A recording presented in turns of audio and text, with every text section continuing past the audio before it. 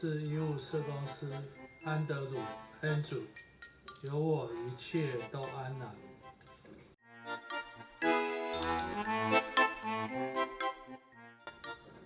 在急诊室中，未成年人被妈妈押来医院，要求进行验伤采证的诉求。一年中总是有4、5个这样的案件。通常妈妈带女孩来医院，在急诊验伤时，妈妈说女孩和别人发生关系，护理师心里就知道，请妈妈和女孩到会谈室等待。另一方面，医务社工师若有值班，护理师就会联络急诊值班的社工师下来会诊。社工师敲敲门，推开会谈室的门，通常看到2个臭脸。社工师自我介绍后，问一下来医院的原因，不外乎女孩和男朋友做了爱做的事。算了一下，女孩应该有满16足岁。社工问女孩有被强迫下药吗？做了这件事有违反你的意愿吗？女孩通常回答没有。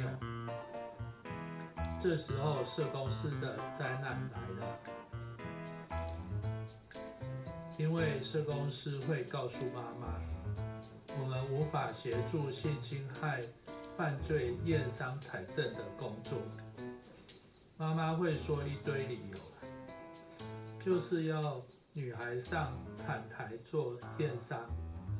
我通常会问，请问妈妈你在担心什么？说来好笑，妈妈通常只担心女孩那一片处女膜是否完整。各位如果担心，请在8月22到9月23生女儿好吗？这样就不用担心了。各位妈妈，女孩和别人发生性行为，你要担心的事很多。在医疗上，要担心是否会传染到性病、滴虫、梅毒、菜花和艾滋病等。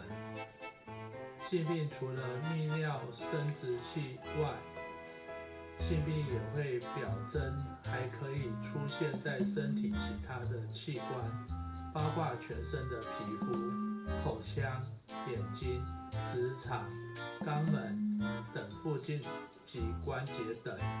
事实上，性病的病毒、细菌，除非侵犯生殖器引发瘙痒、灼热、溃烂、化脓等不适外，症状严重的还会导致不孕，也有可能转移侵犯眼睛、心脏等器官，造成失明、心脏病等危及健康的后果。怎么只担心那一片没有用处的膜呢？首先，性侵害犯罪验伤采证，前提是犯罪行为。什么是犯罪行为呢？第一，违反意愿，不论年纪大小，都是犯罪行为。只要是违反意愿，被害人年龄越小，罚得越重。被害人未满14岁，加重强制性交罪，处7年以上有期徒刑；被害人14足岁以上，强制性交罪，处3年到10年以上有期徒刑。第二，没有违反意愿，要视年龄而定。被害人未满7岁，加重强制性交罪，处7年以上有期徒刑。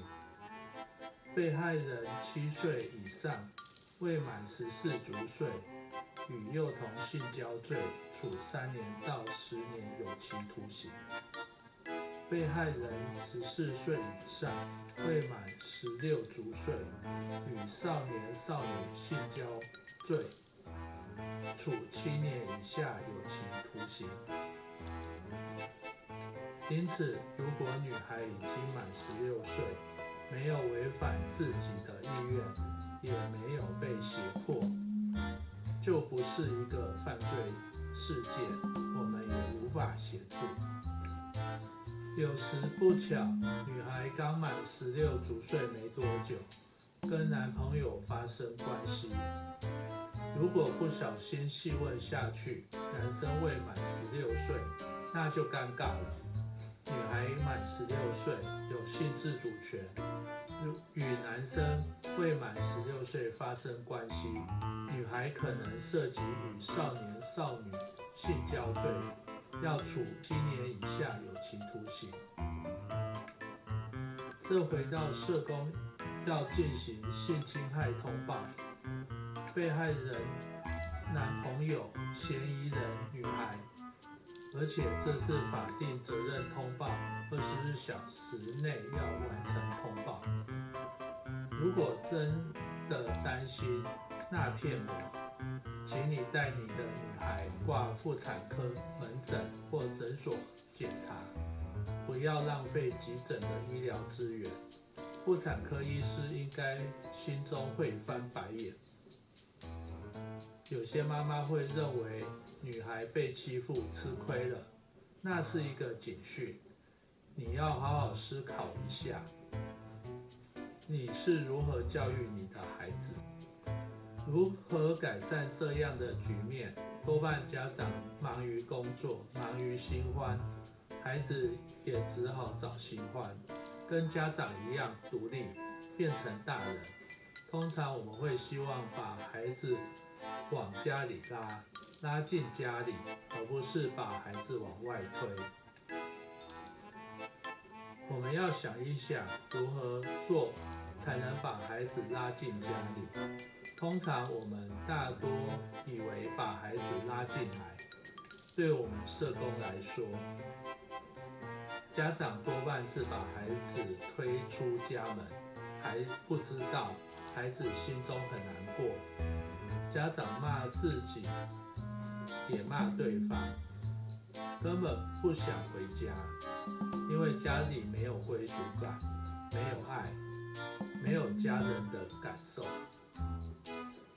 一个家没有爱，没有归属感，那只是一间空房子。当孩子有能力跑，就会离开，你就会失去孩子。这不是我们愿意见到的情况。各县市政府针对性自主权的青少年都有提供不同的服务，但是在社会福利好的县市，有针对这样子的孩子提供社工的介入服务，但是资源不足的县市，连通报都没有用，因为没有对应的服务或组织可以介入服务。请订阅我的频道，按赞、分享、开启小铃铛，分享给有需要的朋友。我们下一次再见。